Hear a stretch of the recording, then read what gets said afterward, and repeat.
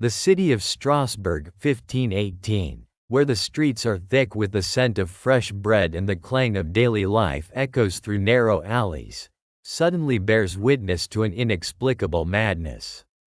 It begins innocuously enough. One woman, her face flushed, her eyes glazed, begins to dance without reason, her feet moving uncontrollably to an invisible rhythm. As if possessed, she twirls and flails, oblivious to the crowd gathering around her, whispering in concern, then in fear.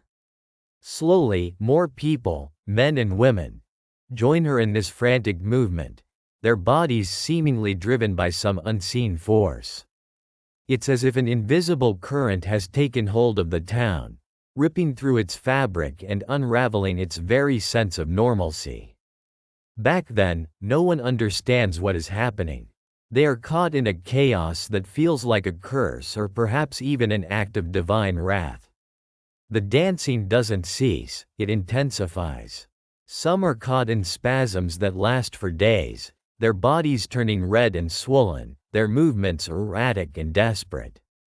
Others collapse, exhausted, only to be dragged back into the dance by some strange compulsion. The city's authorities look on with mounting panic, unsure whether they're witnessing a dangerous outbreak or something entirely else, something that breathes beneath the veneer of their reality.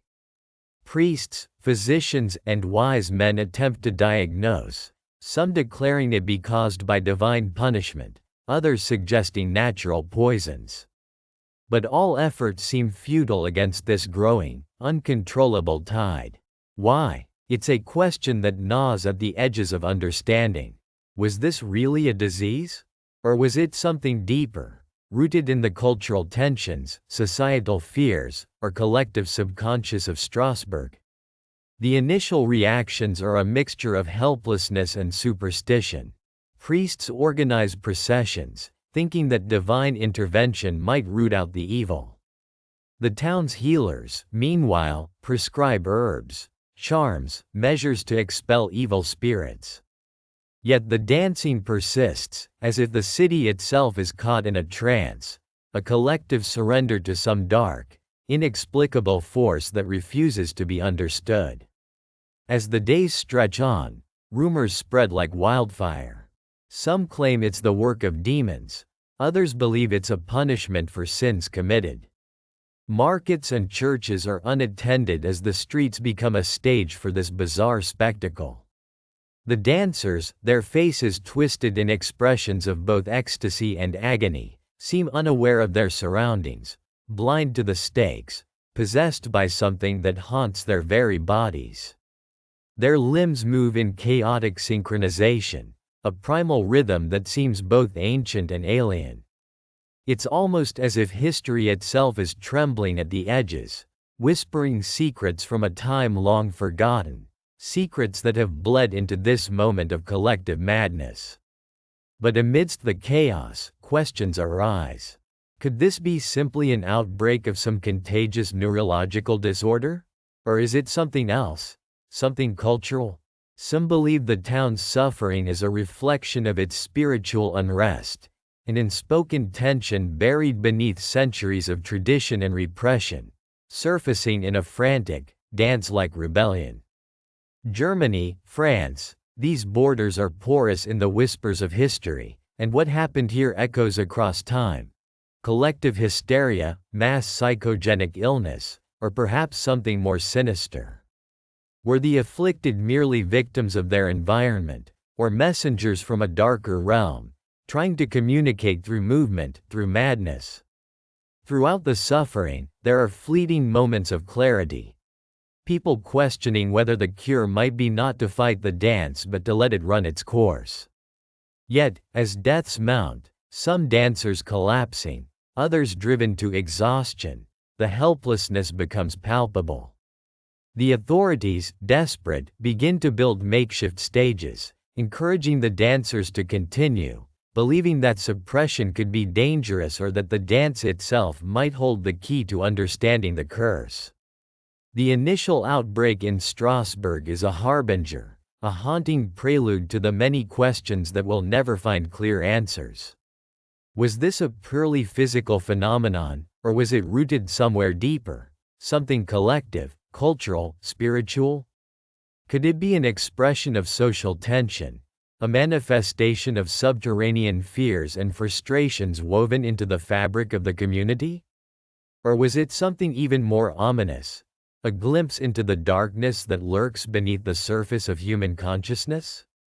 And as the city bears witness to this unexplainable outbreak, the question persists, an echo in the minds of those who survived. Is it truly madness, or merely a mask covering something that we dare not face? Could this dancing plague be just the beginning, a warning from history that some forces are beyond our comprehension, lurking in the shadows of our culture, waiting to emerge when least expected? The story of Strasbourg's suffering is only a fragment of a larger, darker narrative, one that challenges us to look closer, to ask questions that time refuses to answer, and to confront the possibility that some origins are forever shrouded in mystery, echoing through the ages, trying to be erased but never truly forgotten. In the dim light of the early 19th century, the whispers of the Strasbourg patients still haunted the corridors of medical journals and inquisitorial chambers. Theories swirled around the event, a tangled web spun from fear, ignorance, and the desperate search for rationality in chaos. Scholars, doctors, and inquisitors alike clung to their explanations like lifelines tossed into turbulent waters, each theory revealing as much about the fears of the era as about the mysterious occurrences themselves. Some believed it was a contagious disease, a living nightmare that mutated and spread unseen, much like the feverish whispers of the town itself. They pointed to the physical symptoms, twitching, convulsions, and blindness, as evidence of some unknown ailment taking hold of the community. But despite their efforts, no virus or bacteria could be definitively identified. No pathogen showed itself in blood tests or post-mortem examinations. Nonetheless, the prevailing belief persisted. This was a scourge, a divine punishment, or a sinister infection manifesting through the bodies of the afflicted. Others leaned into the realm of hysteria, a collective psychological phenomenon rooted in fear, superstition, and social contagion. In the crowded, tense atmosphere of Strasbourg, psychological explanations gained traction. Some documented how mass hysteria could turn individuals into vessels for collective anxiety, an invisible illness transmitted through suggestion and fear. For these skeptics, the physical symptoms were but manifestations of a submerged psychological distress, a manifestation of moral panic that erupted into full-blown convulsions and paralysis. The reports from inquisitors echo this notion, describing how the symptoms spread not through physical contact but through emotional contagion, a contagion of the mind. Yet, beneath the surface of these scientific endeavors, folk beliefs held sway in the everyday lives of the townspeople. Some whispered that the devil or evil spirits had invaded their bodies, summoned by curses or the moral failings of the community. Others believed it was bewitched magic cast by an enemy, perhaps a ventriloquist spell or a curse placed by vengeful neighbors. The medieval notion of divine punishment clung stubbornly in the collective consciousness, despite the burgeoning science of medicine. Tales of sorcery and demonic possession intertwined with the official reports, whispering that perhaps this was not a disease at all, but a spiritual affliction. In the midst of these competing explanations, inquisitorial reports reveal the tension between scientific curiosity and superstition. Some priests and doctors tried to decipher the episodes through a lens of divine morality, framing the sickness as a punishment for sins, or as a sign from heaven demanding penitence. Others, more skeptical, pinned their hopes on humoral theory, suggesting that imbalances in bodily fluids caused these unnatural symptoms, and prescribing remedies rooted in balancing the humors, bleeding, purging, or potions of herbs and minerals. The debates within the halls of the medical and religious authorities bore the marks of a civilization struggling to reconcile faith with reason. But what if all these explanations were incomplete? What if they were merely interpretations colored by their own fears and prejudices? What if, beneath the layers of hysteria, disease, and superstition, there was something entirely different, a reality that defied understanding at the time? Imagine if, for a moment, history had taken a different path, if the scientific inquiries had uncovered a transmissible pathogen, a biological agent lurking in the shadows, rather than dismissing the symptoms as mass hysteria or moral failings. Would the course of medicine have changed? Would the stigma attached to those afflicted have persisted or been alleviated? Alternatively, what if the explanations of disease were false, constructed narratives to conceal something more sinister or inexplicable? Perhaps the true nature of what occurred was lost to time, erased by the very pursuit of neat, scientific explanations. Looking back, we see that these theories didn't just shape the understanding of the event, they shaped the fate of the community. Labeling the incident as hysteria or disease contributed to the stigmatization and marginalization of those affected. It sowed doubt, fear, and chaos that lingered long after the episodes ceased. But what if history had been more cautious, more open-minded? What if the medical community had listened beyond the symptoms, explored beyond the established paradigms, and acknowledged the possibility of the unknown? The shadowed corridors of Strasbourg serve as a haunting reminder. Our understanding of reality is often colored by the fears we harbor and the explanations we cling to. History might have shifted its course if the medical theories of the time had been more nuanced, more willing to entertain the possibility that some phenomena defy our current comprehension. Perhaps then, the communities affected would have faced less stigmatization, and the truth, whatever it may have been, could have emerged sooner.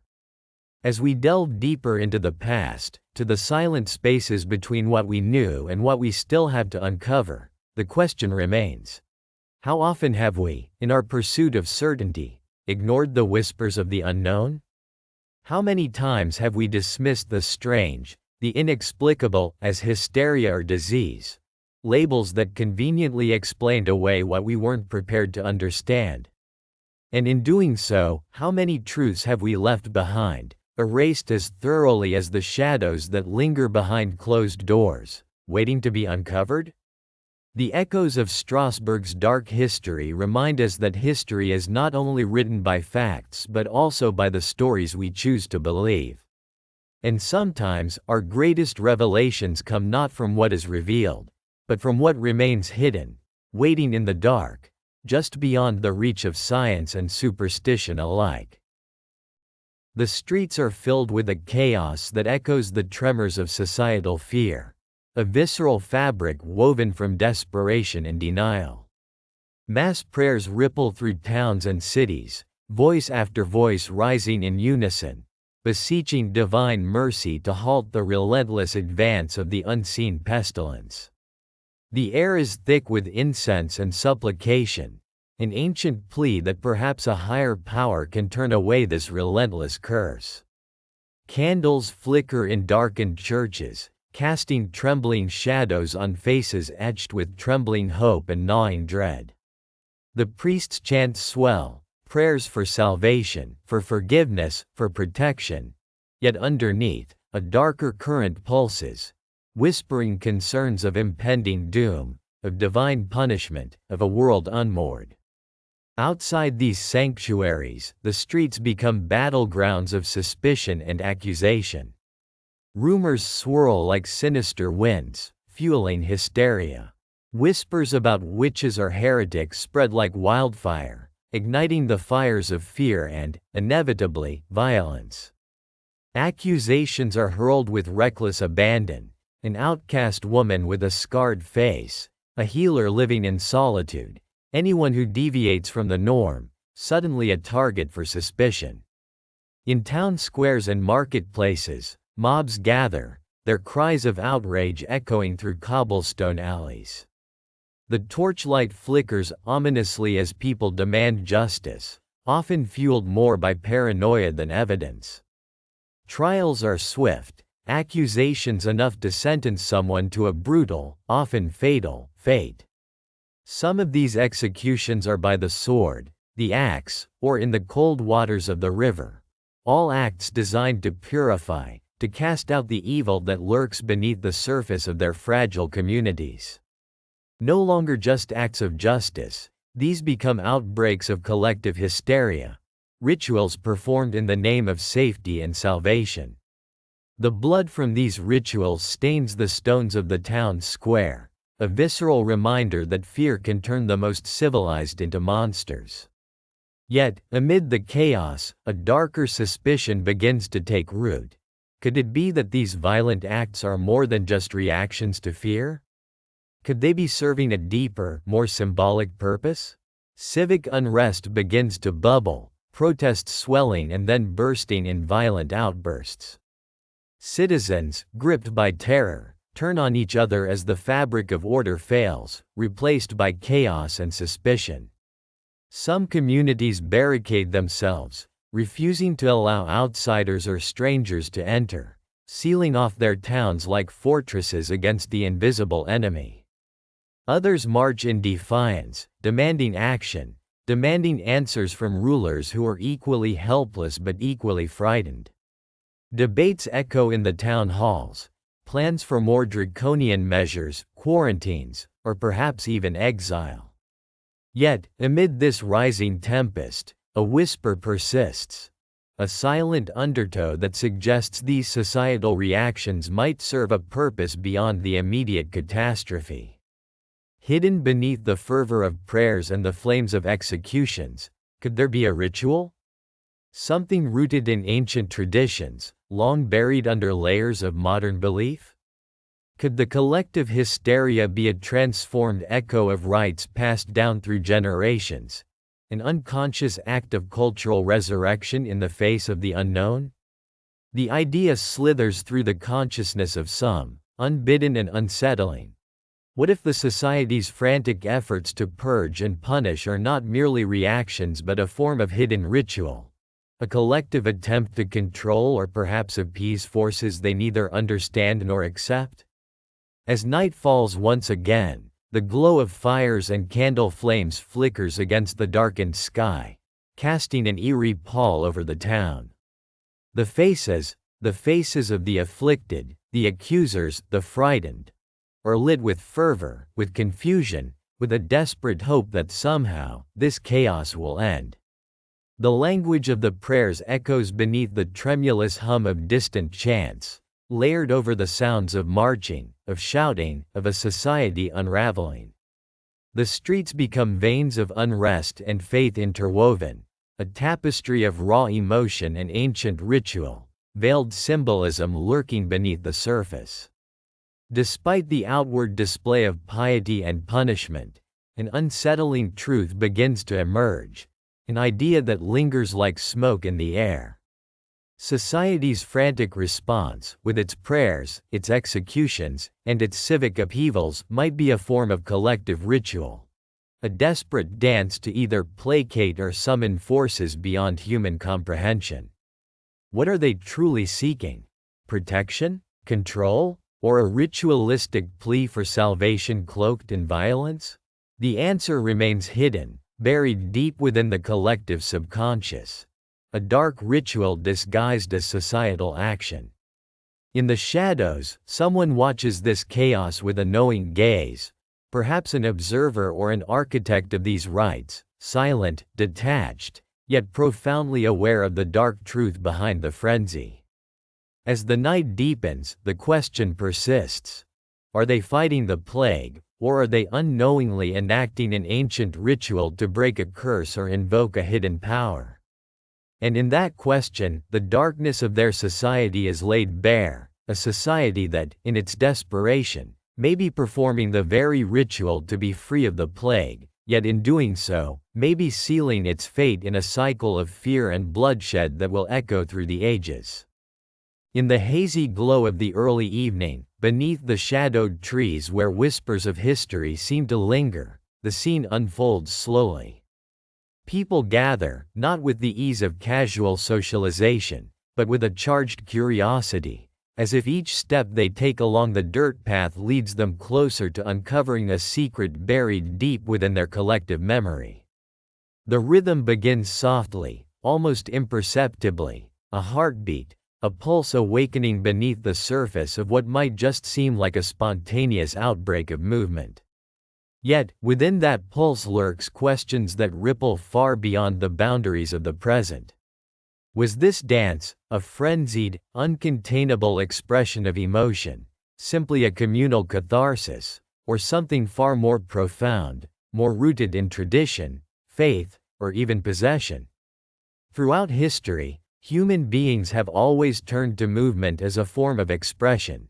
Whether in solemn religious rites, jubilant folk dances, or communal ceremonies. Each culture, each era, has seen a heartbeat of ritual embedded in motion, dances that told stories, celebrated gods, marked transitions, or sought divine favor. Consider the intricate steps of Balkan folk dances, where the rhythm binds the community, reinforcing kinship and cultural identity, transforming movement into a symbol of collective pride. Or recall the trance-like state induced by shamanistic rituals in Siberia, where dance becomes an interface with spirits, a conduit for divine intervention. These acts, wrapped in history and spiritual significance, blur the line between ritual and hysteria, between sacred practice and collective frenzy. In religious ceremonies, dancing often takes on a shamanic or spiritual aspect.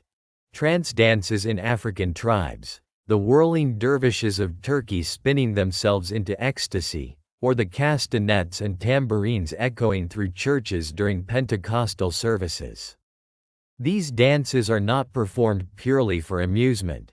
They are majestic acts of devotion, acts that elevate the soul, transcend the mundane, and seek communion with the divine. They are driven by faith, by a belief that movement has power, power to heal, to inspire, to transform.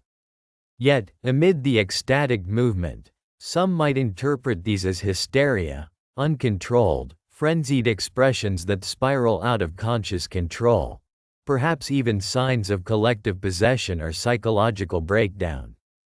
Social gatherings, festivals, carnivals, celebrations, also showcase dance as a tool for unity and release. In these moments, ordinary individuals become ports of emotion, shedding inhibitions, allowing the rhythm to take over.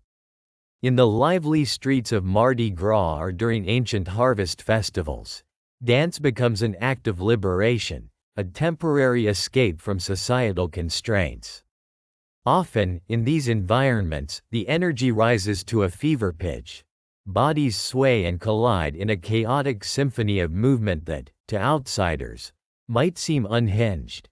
A mob of wild spirits temporarily unbound by reason or decorum. Could this unrestrained display be merely festive hysteria? Or is it a deeper, collective invocation? An ancestral echo that refuses to fade, turning communal release into a spiritual necessity? Yet, amid all this, emerges the haunting possibility. Could the dancing currently observed, this wave of frenzied motion, be an act cloaked in cultural significance, yet driven by something more visceral? Could it be a disguised spiritual act, something rooted in the psyche, societal pressure, or even ancient rituals, masked as madness in the modern eye? Such questions linger, unsettling in their ambiguity. The idea that what appears to be hysteria might actually be a form of cultural memory or spiritual liberation. Perhaps these dancers aren't lost in chaos, but are intentionally channeling ancestral energy, summoning spirits, or expressing shared trauma through body movement, trying to communicate what words cannot. What makes this dance even more perplexing is the context in which it erupts. Isolated from the traditions that once gave such dance its meaning, liberated from the rituals that once grounded it, the current display feels almost like a ghost, distorted, frantic, desperate. It's as if the collective subconscious has taken over, unleashing something that was once controlled by elders, spiritual leaders, or cultural custodians. The dance becomes a manifestation of unspoken fears, hopes, or unresolved conflicts, an outpouring that's both cathartic and chaotic. This ambiguity demands reflection. If the dance truly is a cultural expression, then it's a living testament to a community's history, spirituality, and identity, an act of remembrance or celebration that sustains the soul. Yet, if it is hysteria, a mass psychological phenomenon, then it reveals something unsettling about the fragility of human reason, the thin veneer of social order, and the depths of collective unconscious. The boundaries between the two are fragile and permeable, especially in moments when societal structures weaken or are questioned. Could the dance be a symbolic act, an act of resistance, perhaps, or defiance? In some cultures, dance has served as a subtle form of protest, an assertion of identity that refuses to be erased. Alternatively, it might be a modern manifestation of ancient rites, an echo of a time when the boundary between conscious and trance states was porous and accepted as part of spiritual life. Some might argue that what we see is a channeling of collective history, a visceral attempt to reclaim forgotten parts of themselves, hidden beneath layers of modern rationality. And yet, amid these layered interpretations, there remains a visceral, undeniable human truth. Movements of the body, especially when shared on a mass scale, carry an innate power, an unspoken language that connects, heals, and transforms. Whether driven by cultural heritage or collective hysteria, the dance resonates because it taps into the core of human experience. Our need to express what lies beneath words, to transcend ordinary existence, and to seek meaning beyond the rational mind. As the rhythm intensifies, the questions deepen. Would ancient cultures recognize this dance as a sacred act? Or would they see a reflection of their own spiritual states mirrored back through time? Is this chaos, this seemingly disjointed frenzied movement, shrouded in spiritual significance or merely the excesses of a society losing its grip? Perhaps both truths coexist, layered like the roots of an ancient tree, intertwined beneath the shifting surface.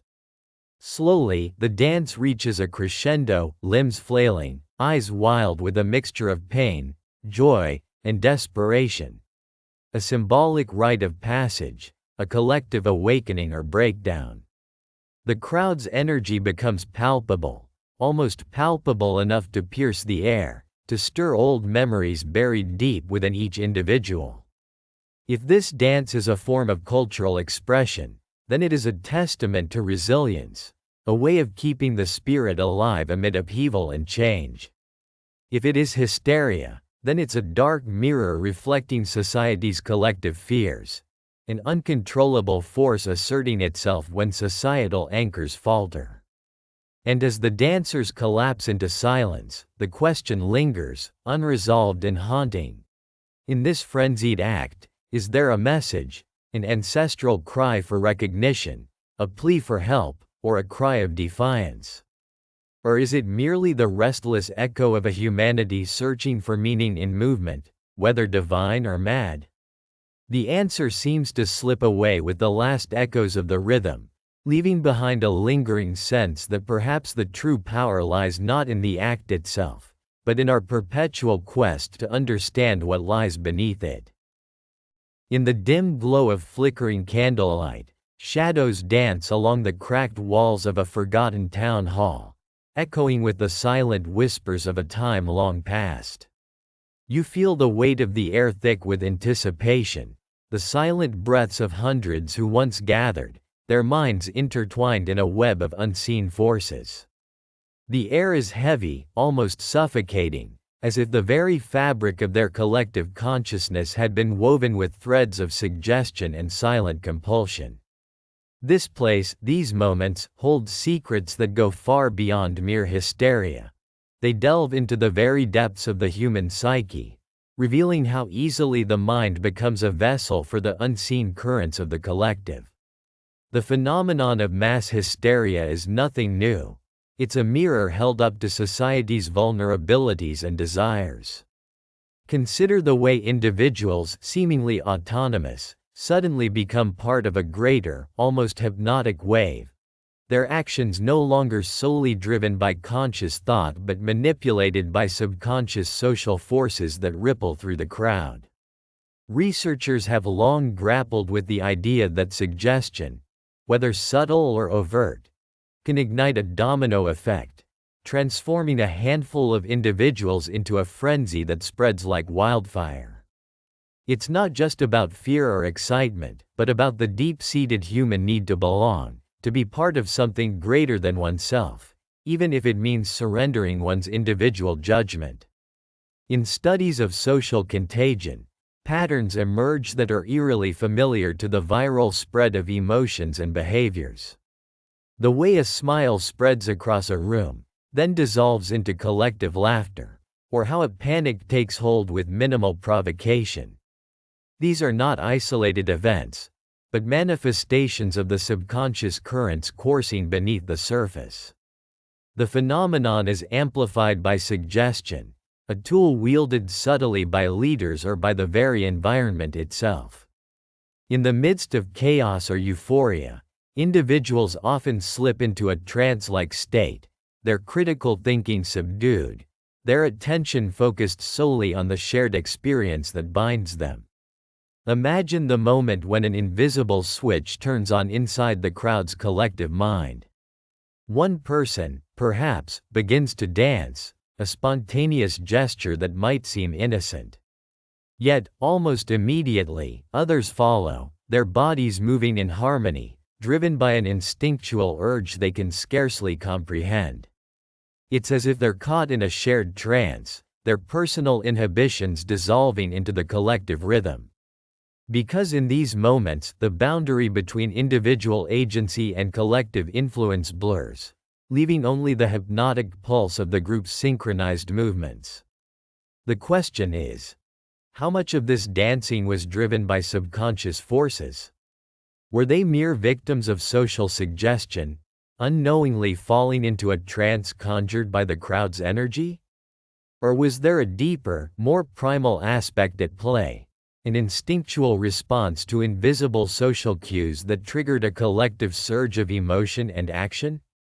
Some psychologists suggest that when individuals are placed in highly suggestible states, such as a frenzy or a trance, they become more susceptible to external influences. Their sense of self dissolves, and they become vessels for the collective mood, their actions synchronized with others in a dance as old as human society itself. It's fascinating to consider how the environment, too, might serve as a catalyst. Would a darkened space filled with rhythmic drumming and flickering lights intensify this subconscious pull?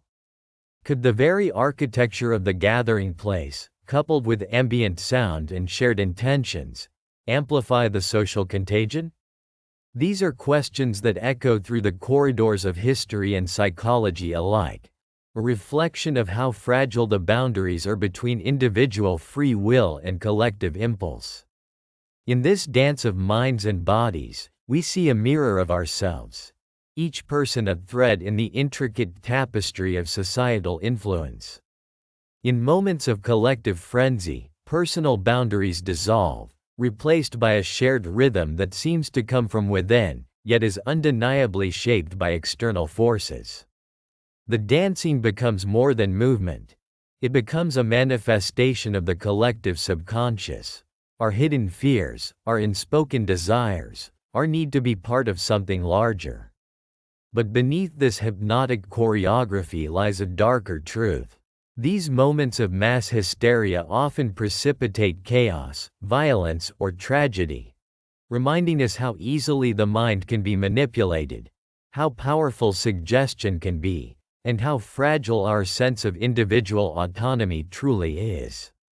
When thousands act in concert, following unseen cues, the line between voluntary and involuntary actions blurs, revealing a terrifying truth: that in the depths of our collective consciousness, there lurks an enduring susceptibility, an ancient echo of primal instinct waiting to be awakened. In the aftermath, as the crowd slowly disperses, the sense of disorientation lingers. The collective trance dissolves, leaving individuals to grapple with the realization that their actions might have been not entirely their own.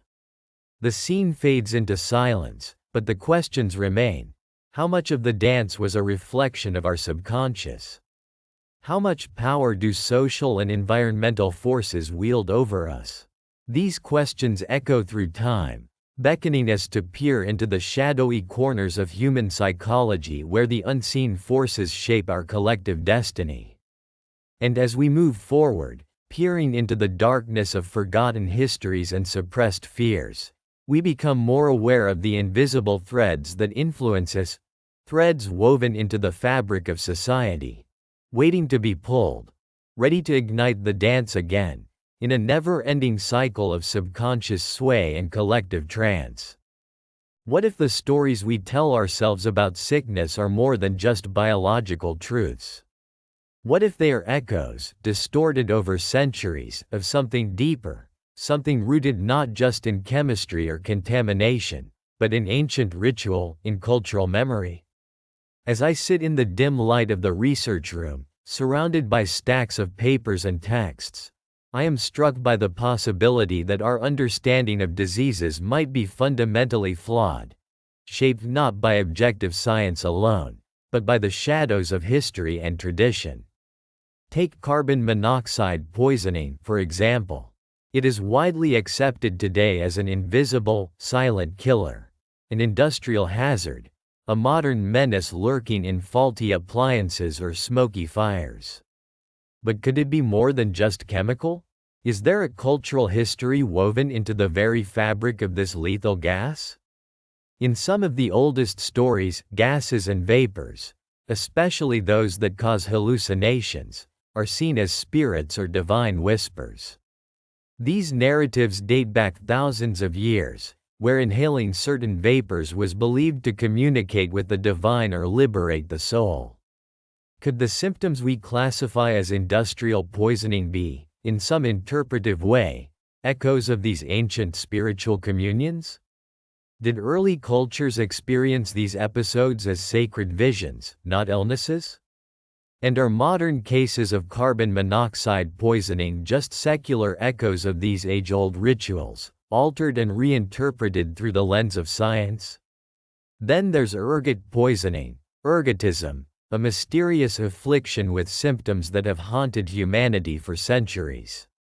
In the Middle Ages, outbreaks of St. Anthony's fire would ravage communities, causing convulsions, hallucinations, and gangrene. The popular theory attributes this to contaminated rye, but what if that explanation is only part of the story? Could these outbreaks be manifestations of something more spiritual and less chemical? In ancient cultures, the ingestion of psychoactive substances was often ritualized, serving as a gateway to communion with the divine or the spirit world. Some scholars suggest that the symptoms of ergot poisoning mimic those of sacred entheogens used in shamanic practices. The hallucinations, the burning sensations, could they be the modern shadows of ancient rites?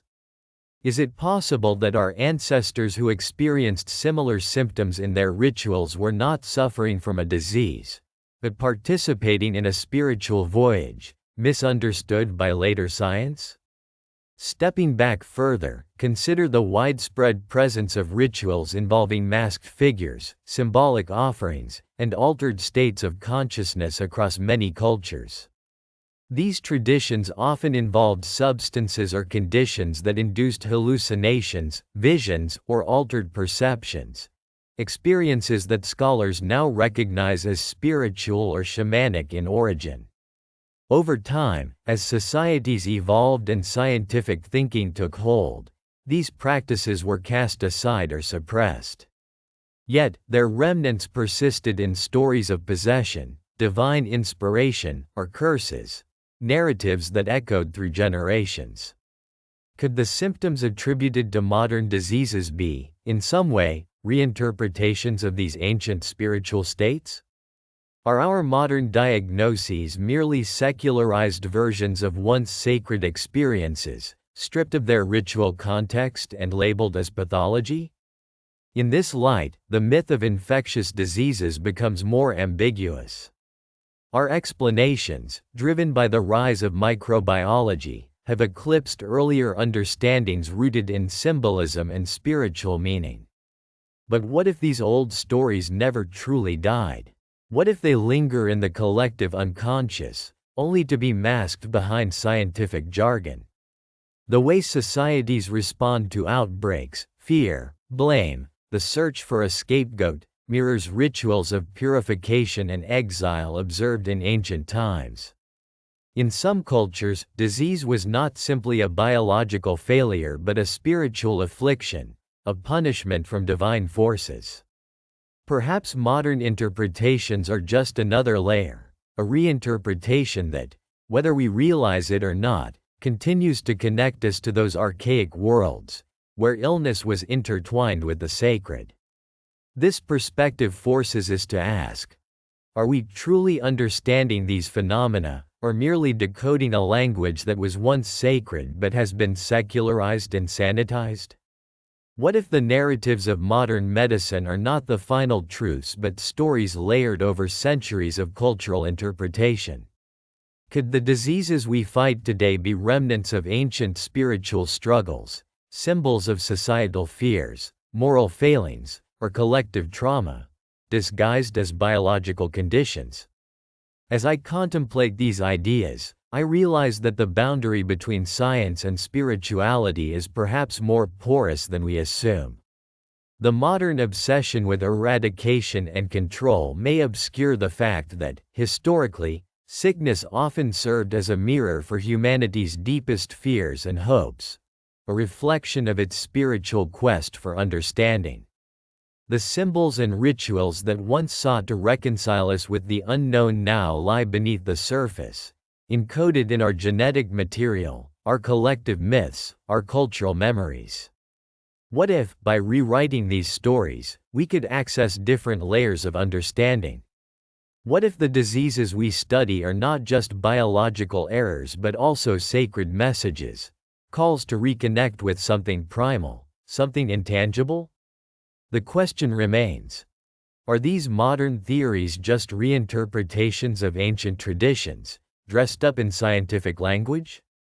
Or is science finally unraveling what humanity has always known, how intertwined our physiology is with our spiritual and cultural landscapes? The answers are not simple. They beckon us to look beyond the microscope and into the vast, dark depths of history and myth. They challenge us to see disease not merely as an enemy to be eradicated but as a fragment of the collective story, a testament to our ancestors' struggles, beliefs, and rituals. If this is true, then perhaps the most profound cure is not just medication but understanding, the reawakening of memories long buried, the acknowledgement that our bodies carry the weight of history, etched into every cell and every myth we have ever told ourselves. And as this thought takes hold, the shadows deepen, urging us to listen more carefully to the whispers of the past, the symbols hidden in the stories we have forgotten, and the mysteries we have yet to uncover. Because in every myth and every modern theory lies a story waiting to be rediscovered, an echo of humanity's eternal quest to make sense of the unseen, of the sacred woven into the fabric of our very existence. In the dim glow of the abandoned square, shadows dance under the faint light of flickering lanterns, casting ghostly figures that sway and twist with an almost hypnotic rhythm.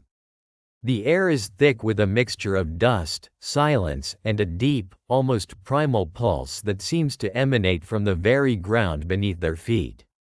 These are not random movements. They are collective, deliberate, woven into the fabric of something ancient and powerful. It's a ritual, a dance that transcends mere physical motion to become a language of unity, a silent cry against oppression, a spiritual communion intertwined with the hopes and fears of those who participate. Across history, from the deep jungles of Africa to the bustling streets of urban America, dance has often served as a mirror of collective consciousness. It can be a form of protest, a way to preserve cultural identity, or a channel for communal healing. In the Caribbean, during celebrations like Carnival, dance acts as a fierce declaration of resilience amidst oppression. In the Native American powwows, dances are sacred rites that honor their ancestors and invoke spiritual guidance. In the Far East, the ritualized movements of traditional ceremonies serve as a bridge to the divine, uniting thousands through shared belief and purpose. Today, this circle of dancers, lost in their own worlds, seems to evoke all of these meanings simultaneously. Their movements are both outward and inward, outward in their synchronized display and inward in their collective intent. As they sway, spin, and stomp, their bodies become vessels of something deeper. Could this be a remnant of the 1518 dancing plague, an event shrouded in mystery and death, transformed over centuries into a symbol of defiance? Or is it something more subtle, more spiritual, a silent resistance that resists silence itself? Their dance, perhaps, is a form of protest against the erasure of memory, a refusal to let history fade quietly into oblivion. In many ways, dancing has always been a language of the oppressed. When words falter or are censored, movement becomes the last refuge for expression. The 1518 event, where dozens, then hundreds, were seized by an uncontrollable compulsion to dance for days on end, has bewildered historians and spiritualists alike. Some viewed it as mass hysteria, others as divine punishment, and some as a form of collective trance. Was it a response to the unbearable burdens of societal suffering? Or an act of spiritual communion? A collective prayer made visible through the chaotic rhythm of frantic feet? The dancers' movements here echo those ancient echoes. Their bodies tell stories of resistance, of unspoken demands for recognition and respect. They form a living tapestry woven from threads of history, spirituality, and rebellion. With every step, they challenge the silence imposed by the world outside, an unspoken protest against the forces that seek to forget or suppress the painful truths of their history. Their dance becomes a sanctuary, a revolution in motion, a prayer without words. These rituals, across cultures and eras, show that collective dance can be more than art. It becomes a form of social cohesion. It is a way to unify disparate groups, to create a shared identity rooted in shared experiences and collective memory. In the face of cultural genocide, dance endures as a vessel of survival, an act of defiance against the forces that threaten to erase identities and histories. The rhythmic pounding of their feet becomes a heartbeat of a community standing firm against the tide of forgetfulness. Watching this scene unfold, the question lingers: could this ancient instinct be a form of silent resistance? Is this dance their form of communion, connecting not just among themselves but with something beyond the physical, beyond the tangible? They are, in essence, becoming a living testament, a collective prayer that echoes through time. Their feet drum out a message that words cannot contain, a plea for acknowledgement, for remembrance, for existence. The power of this collective ritual lies in its universality. It connects disparate cultures, transcends language barriers, and taps into something far more primal. It reminds us that human beings have always used movement to forge bonds, whether in celebration, mourning, or rebellion. The dance we see is a continuation of those ancient traditions, a hidden language illustrating that even in silence, in stillness, there is power. The scene draws to a close but leaves an indelible mark on the viewer's mind. As the dancers slow and fall into stillness, a silence more profound than before envelops the space. It is a silence filled with significance, a pause in the ongoing conversation of history and memory. The question remains: what does this silent, collective act truly reveal? Could it be, as some believe, a spiritual act, a communion beyond words, a way of communicating with ancestors, spirits, or a collective consciousness that defies obliteration? The dance, in its most elemental form, becomes a symbol of resistance, an unvoiced Magna Carta of humanity's resilience. And in the quiet that follows, one senses that this ritual, this dance of unity, will continue, hidden in plain sight, awaiting its next unfolding moment. Its echoes, they tried to erase, but in the dance of the present, they live on, resilient, defiant, eternal. In the shadows of history's forgotten corners, stories whisper of secret societies and underground movements that thrived beneath the surface of society's watchful eyes.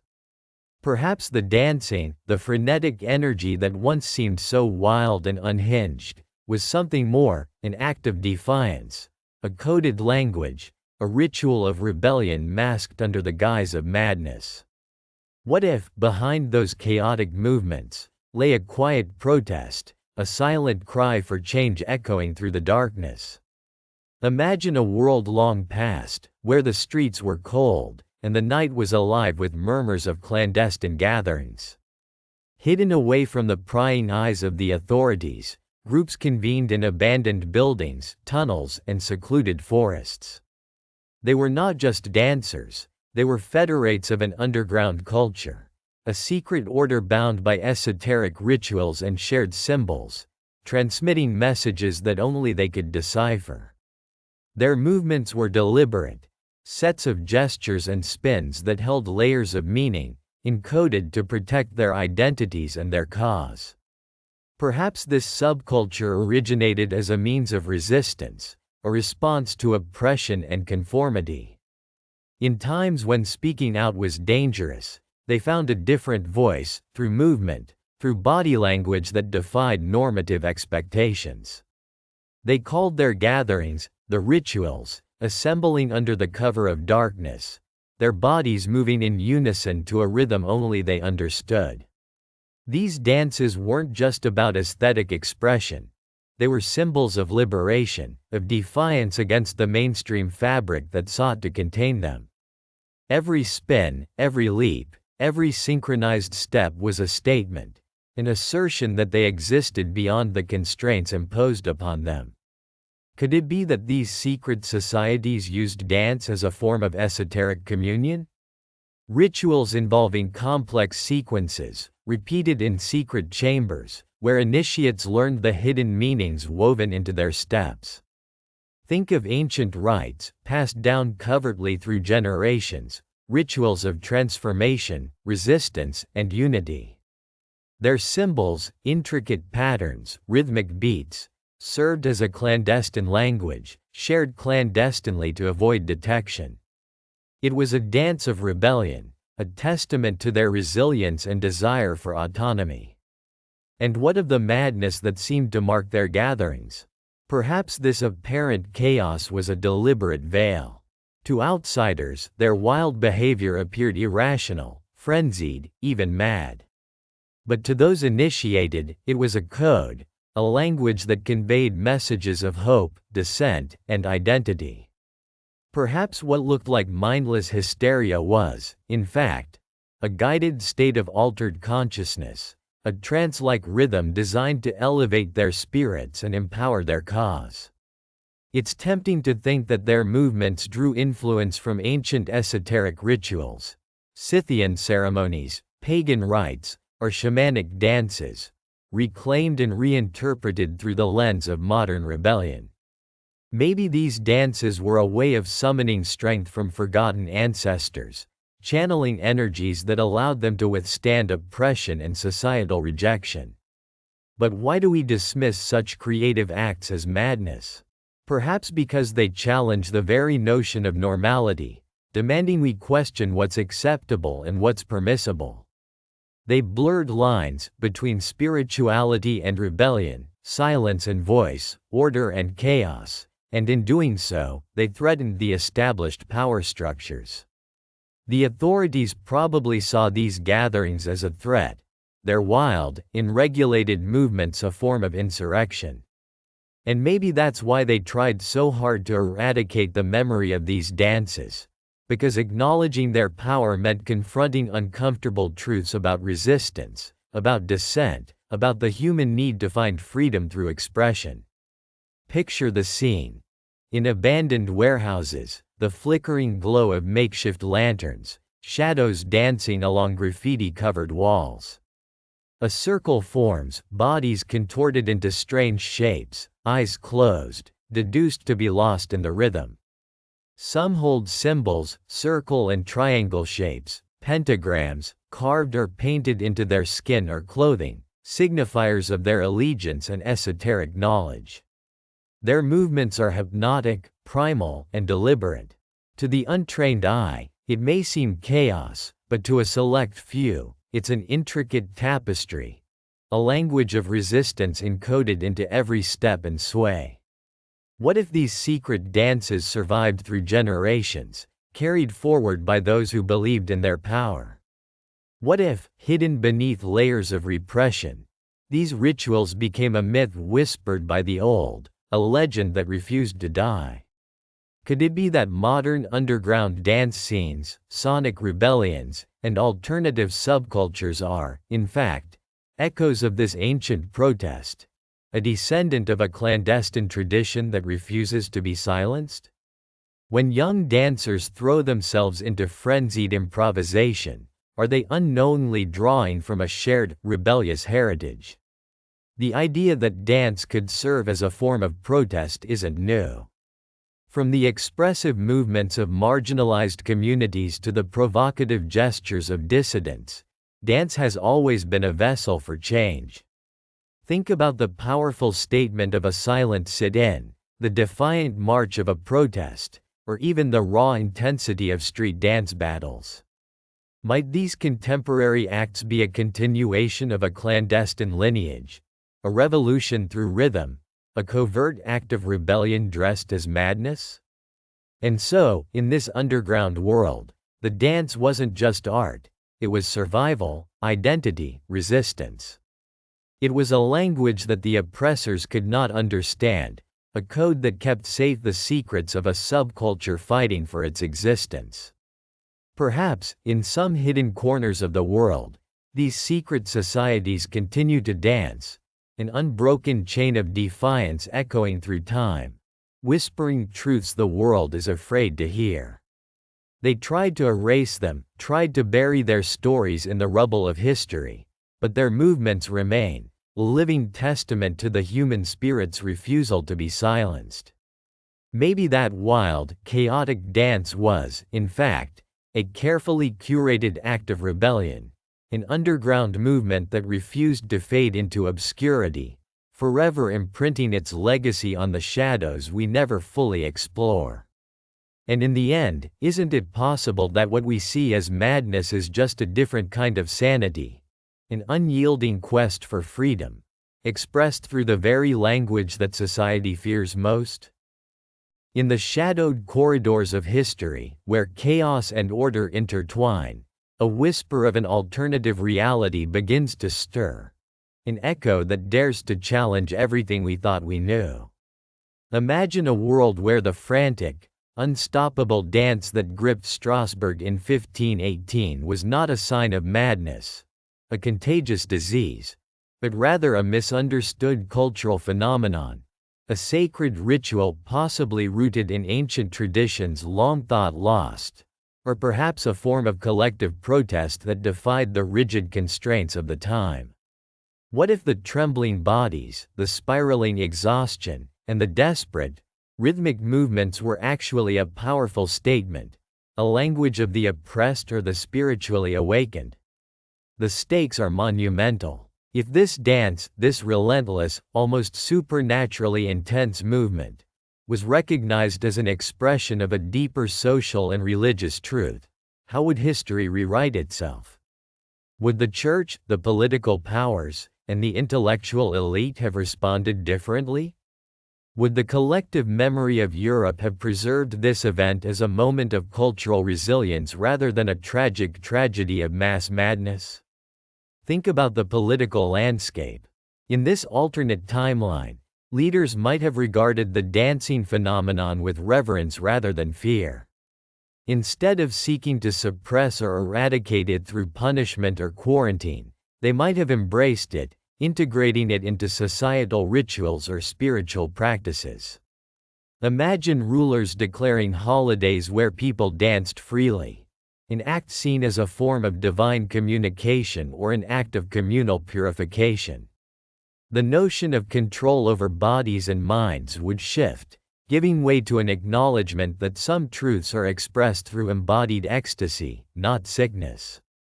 Religion, too, would have been transformed.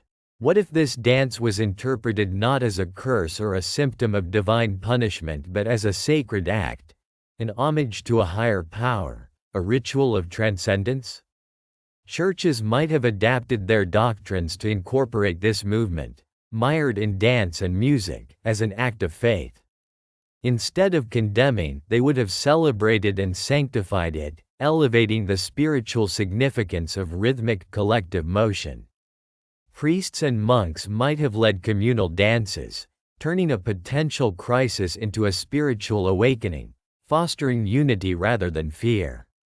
Socially, the perception of individual agency and collective identity would have evolved.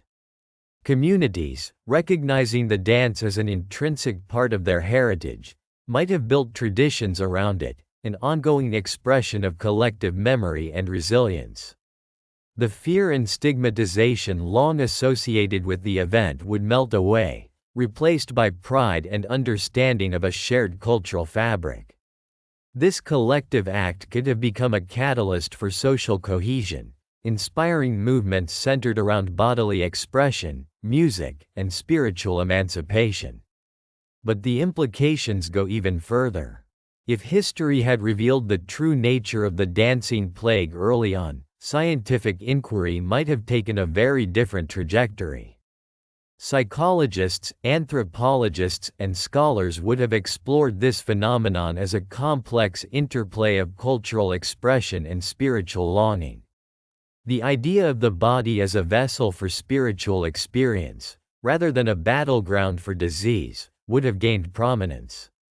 This shift in understanding might have delayed or entirely altered the development of modern medicine, for better or worse, revealing the deep human need for expressive liberation beyond the confines of logic and clinical definitions.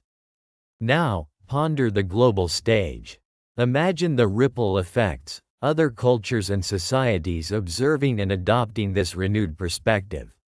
Festivals inspired by the Strasbourg dance, where movement becomes a form of collective prayer or resistance, would have proliferated. The idea of dance as healing or as a tool for social change might have spread across continents, influencing art, politics, and religion. Cultures with rich traditions of movement, African drumming circles, indigenous ceremonies, could have become integral to understanding this phenomenon, fostering cross-cultural exchanges rooted in shared bodily language.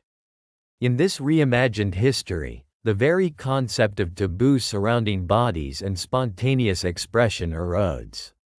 Society begins to view the body not as a vessel to be controlled or cleansed but as a sacred conduit for truth, emotion, and community. The collective dance, instead of a symptom to suppress, becomes a symbol of resilience, a living testament to the human spirit's capacity to find meaning and transcendence through movement. The fear that once held this event in shadows would give way to curiosity, reverence, and an acknowledgement of our innate need to connect with one another on a visceral level. Yet, how would this reinterpretation of history influence the present?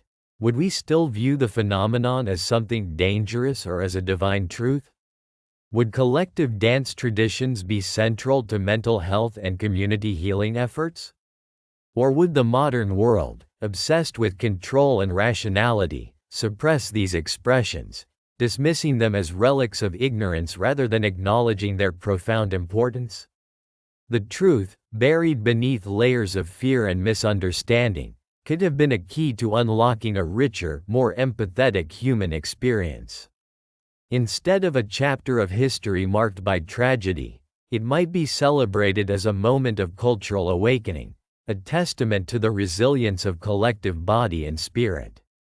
The echoes of Strasbourg's dance would resonate through time, not as a warning of madness, but as a reminder of the profound power of human expression, an enduring legacy of the sacred dance that refused to be silenced.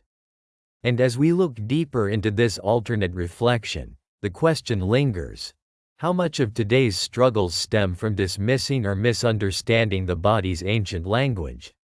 Could embracing our embodied histories pave the way for healing, resistance, and awakening? Perhaps the true lesson is that history is never fixed, but fluid, ready to be rewritten whenever we dare to listen and understand. Because in the echoes they tried to erase, there lies a voice yearning to be heard, a vibrant, unbroken call to dance once more. In the shadowed corridors of history, some mysteries refuse to fade away. They linger, not as mere facts on a dusty scroll, but as elusive whispers in the collective consciousness.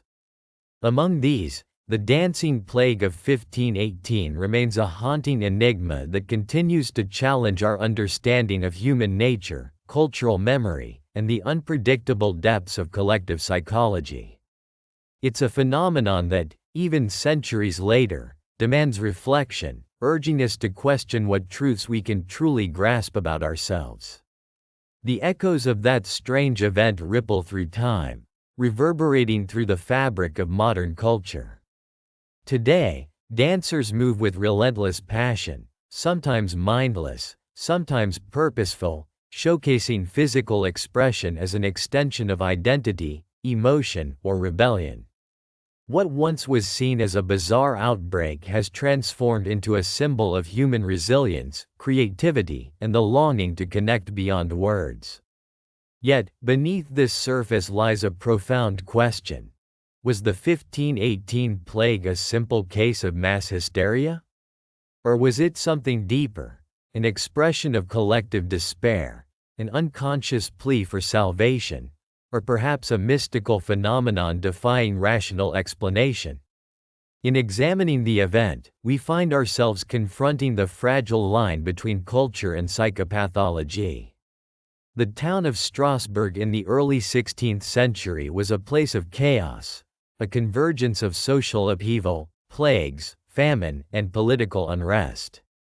Into this turbulent soil, a woman named Frau Trophia stepped onto the streets, her movements an impulsive, uncontrollable dance that drew others in like a magnet. The contagion spread rapidly, as dozens, then hundreds, of townspeople danced relentlessly for days, some collapsing from exhaustion, others succumbing to mysterious causes.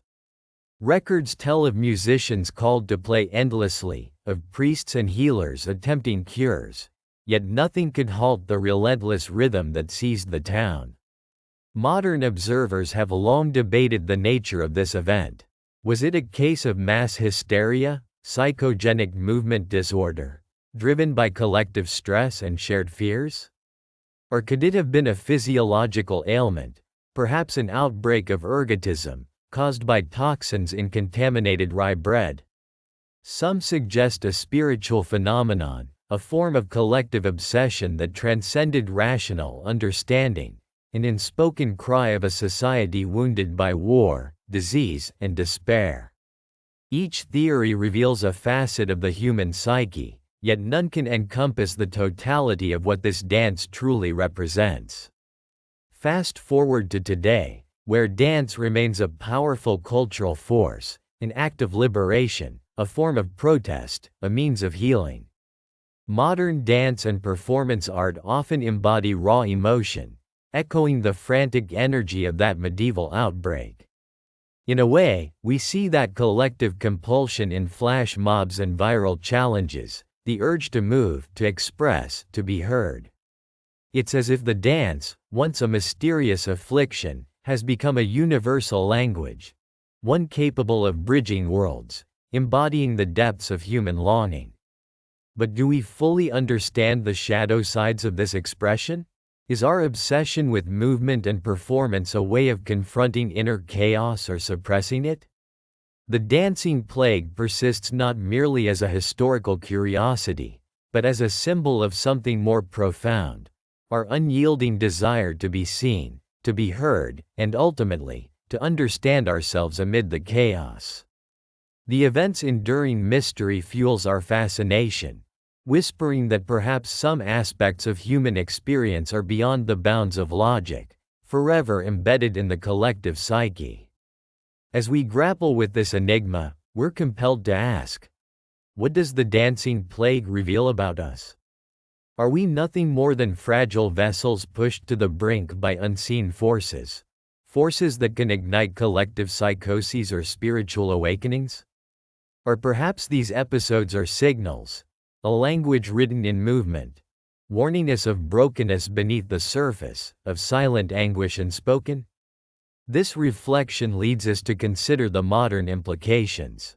In a world obsessed with control, stability, and rationality, why do outbreaks of chaos, be they literal or figurative, still occur?